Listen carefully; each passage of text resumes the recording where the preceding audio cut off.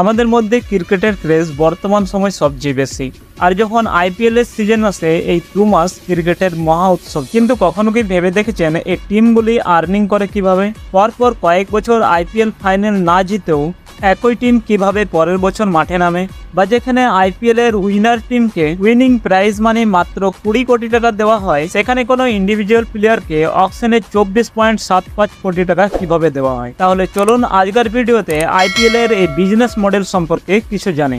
Indian Premier League. It has developed a unique brand of cricket that combines entertainment with fast-paced action and attracts players from around the world. The Indian Premier League, or the IPL, has only been around for 12 years, but it's fast become one of the most popular and valuable cricket leagues on the planet. India has given a model for other countries to follow. When the IPL was successful, all these other places went, well, we'll set up our own leagues and we'll try and be successful. April 2008 সালে IPL এর প্রথম season খেলা হয়।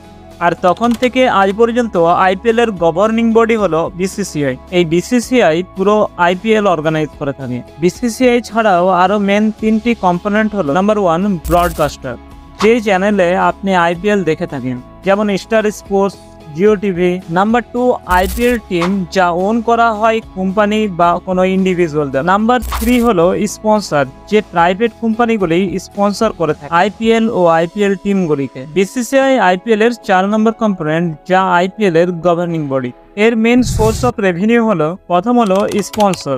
Sponsor 2 ধরনের হয়ে থাকে। একটা হলো টাইটেল স্পন্সর। আপনি জেনে থাকবেন আইপিএল কে প্রথম ডিএলএফ আইপিএল বলা হতো, এরপর বলা হতো পেপসি আইপিএল, হিভো আইপিএল, আর এখন বলা হয় টাটা আইপিএল। যে ব্র্যান্ড নামগুলি ব্যবহার করা হয় আইপিএল এর আগে, তাদের টাইটেল স্পন্সর বলা হয়। কেন কি যখনই আপনি টাটা আইপিএল বলবেন, আপনার টাটা কোম্পানির নাম মাথায় আসবে। এই কোম্পানিগুলো প্রচুর পরিমাণে টাকা দেয় টাইটেল স্পন্সর হওয়ার জন্য। প্রথম 5 বছর টাইটেল স্পন্সর ছিল ডিএলএফ, যা প্রতি বছর 40 কোটি টাকা পে করতো বিসিসিআই। এরপর আসে পেপসি, যা 79 কোটি টাকা পে করতো বিসিসিআই কে।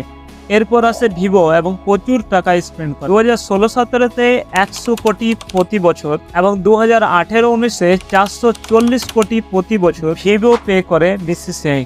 2020-তে টাইটেল স্পন্সর হয় ড্রিম ইলেভেন। এরপর আসে টাটা, যা টাইটেল স্পন্সরের জন্য 330 কোটি টাকা পে করে প্রতি বছর। 2024 থেকে 2028 এই সময় টাটা টাইটেল স্পন্সরের জন্য এই 5 বছরের জন্য 2500 কোটি টাকা পে করে বিসিসিআই। এই টাইটেল স্পন্সরের জন্য বিসিসিআই যে টাকা পায় তার 50% নিজের কাছে রেখে এবং 50% টিমসদের মধ্যে দিয়ে দেয়। এছাড়াও আইপিএল এর অফিসিয়াল স্পন্সর কিছু ব্র্যান্ড বা কোম্পানি, যা আইপিএল কে আলাদা আলাদা জিনিসে স্পন্সর করে, যেমন সিয়েট টায়ার আইপিএল এর স্ট্র্যাটেজিক টাইম আউটের জন্য স্পন্সর করে থাকে। 48 কোটি টাকা পে করে প্রতি বছর। এছাড়াও পাওয়ার প্লে কে বলা হয় ট্রেড পাওয়ার প্লে। এছাড়াও dream eleven, game changer of the match, এরকম অনেক কোম্পানি আছে যারা স্পন্সর করে থাকে। এই অফিসিয়াল স্পন্সর থেকে প্রায় 400 কোটি টাকা মতন বিসিসিআই পেয়ে থাকে। স্পন্সর ছাড়াও বিসিসিআই এর আর্নিং আছে। আইপিএল যখন চলছে তখন কোন একটা চ্যানেলে তো চলবেই। কোন কোন চ্যানেলে চলবে আইপিএল, এই জন্য বড় পরিমাণ অ্যামাউন্ট পে করতে হয় চ্যানেলগুলিকে। যেমন জিও সিনেমা 5 বছরের জন্য প্রায় 24,000 কোটি টাকা পে করে বিসিসিআই। এখানেও 50% রাখে বিসিসিআই আর বাকি 50% টিম ফ্র্যাঞ্চাইজদের দেওয়া হয়। কিন্তু এতে জিও সিনেমার লাভ কোথায়? জিও সিনেমা আইপিএল 2024 চলাকালীন একটা 10 সেকেন্ডের অ্যাডের জন্য চার্জ করে 17 থেকে 18 লাখ। এইরকম পুরো আইপিএল এ কতগুলি অ্যাড চলে আপনি ভাবুন। এবার আইপিএল টিম কিভাবে আর্নিং করে সেটা দেখা যাক।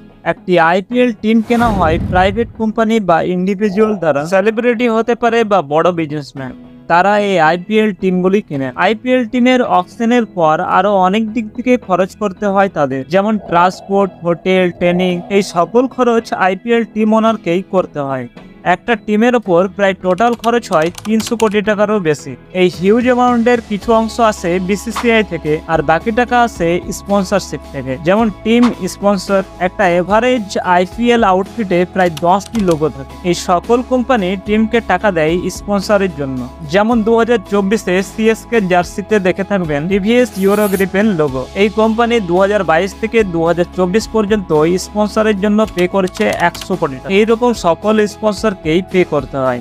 এছাড়াও স্টেডিয়ামে যে টিকিট থেকে টাকা আসে তার 70 to 80% যায় টিমের কাছে। এছাড়াও আইপিএল এর সকল টিমের মার্চেন্ডাইজ থেকেও রেভিনিউ এসে থাকে। এরপর আসে উইনার প্রাইজ, যা উইনিং টিমকে 20 কোটি টাকা দেওয়া হয় এবং রানার আপকে 13 কোটি টাকা। এই উইনার প্রাইজে যে অ্যামাউন্ট আছে তার 50% পায় ওনার এবং বাকি 50% টিম মেম্বারদের মধ্যে ইকুয়াল ভাবে ভাগ করে দেওয়া হয়। যদি প্লেয়ারদের দিক থেকে দেখা যায় আইপিএল এর অকশন থেকে তো তারা টাকা পায়, আর যদি তারা উইনিং হয় তাহলে তাদের প্রাইজ মানির 50% ইকুয়াল ভাবে ডিস্ট্রিবিউট করা হয়। এটি প্লেয়ারদের অনেকটা মোটিভেট করে টুর্নামেন্ট জেতার। এই পুরো আইপিএল বিজনেস মডেলকে যদি আপনি আইপিএল টিমের দিক থেকে দেখেন তো উইনার প্রাইজ হলো মাত্র 20 কোটি টাকা, তো টোটাল স্পেন্ড হলো 300 কোটি টাকারও বেশি। তাহলে ওনার কিভাবে মোটিভেট থাকে যে ওর টিম টুর্নামেন্ট জিতুক? এবে দেখুন ওনার কি মাত্র 20 কোটি টাকা প্রাইজ মানির জন্য আইপিএল জেতার অপেক্ষা করে? আসলে কখনোই না।